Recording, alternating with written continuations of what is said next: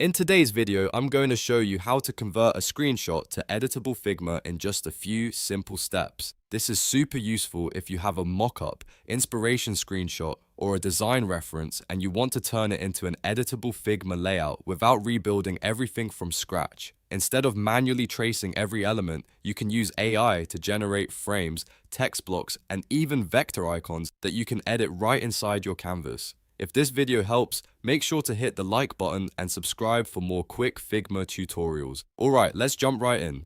First, open your Figma design file. Once you're inside the canvas, look down at the bottom toolbar and click on Actions. This is where Figma keeps useful tools, plugins, and shortcuts that help speed up your workflow. After that, click Plugins and Widgets. In the search bar, type Codia AI Design. When it appears in the results, click it and run the plugin. This is the tool that will help you convert your screenshot into editable Figma elements. Now you're ready for the next step. Inside the plugin, choose Select and Process. Then click Upload Image and select the screenshot you want to convert. This can be a website mockup, app screen, landing page, or any visual reference you want to recreate in Figma. Once your image is uploaded, click to Figma. At this point, the AI will start analyzing the screenshot and building an editable version of it for you. Give it a few seconds to process. While it works, it will detect different parts of the design and turn them into separate layers. You should see frames, text blocks, buttons, and vector icons generated directly onto your canvas. And that's the key advantage here, because instead of a flat image, you now have editable design components you can move, resize, restyle, and refine.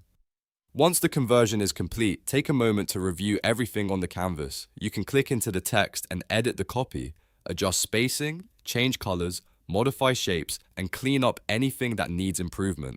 Since the result is inside Figma, you keep full control over the design and can quickly turn the screenshot into a real working layout. This workflow can save a huge amount of time, especially if you're redesigning interfaces, collecting inspiration, or speeding up a client project.